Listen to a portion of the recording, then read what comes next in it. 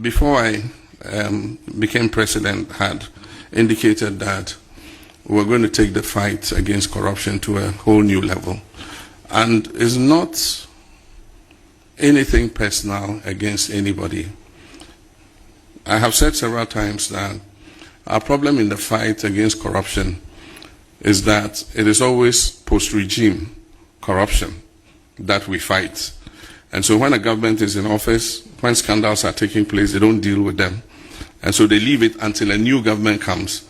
And when that government comes and starts investigating the cases of corruption, then the previous government says, oh, you are witch hunting us. This is political persecution.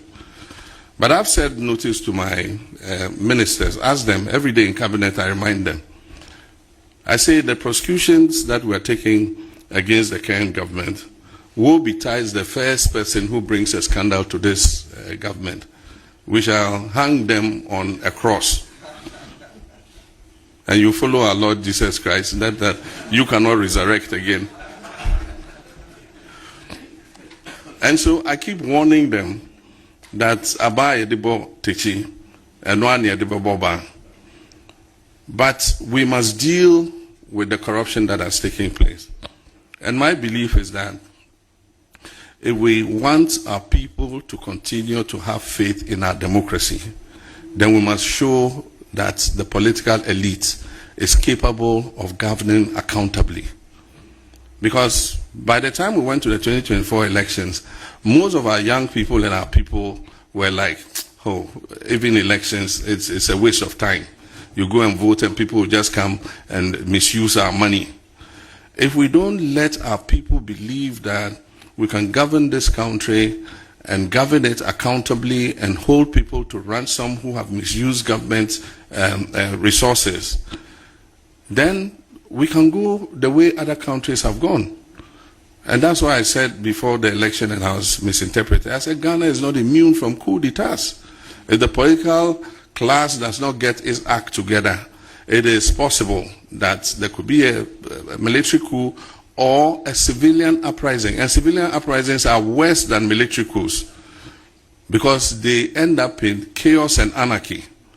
If you look at what happened in Sri Lanka or somewhere, when the people had had enough, they overran the government, the prime minister ran away.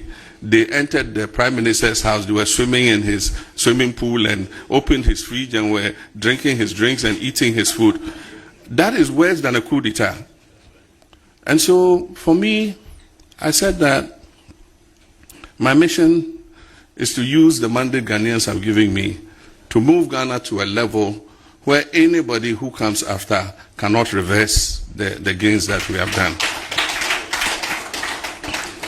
And then people come to me and say, oh, but oral is too slow, the investigations and prosecutions are too slow and all that. But the point is, we have a constitution. We are not in the military and revolutionary days. A person, even whatever they say the person has done, the person must have his day in court.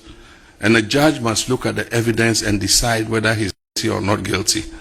Society can condemn the person as guilty, but when you present the facts in court, the judge might have a different opinion. And so, even though, I mean, I'm sure most Ghanaians would want us to have one big courts, this thing, put them in, and then in 1 week we dispatch your case and then straight to Nsawam and just keep dispatching them. We have a constitution and we must follow the process. And you don't just get up and take the person to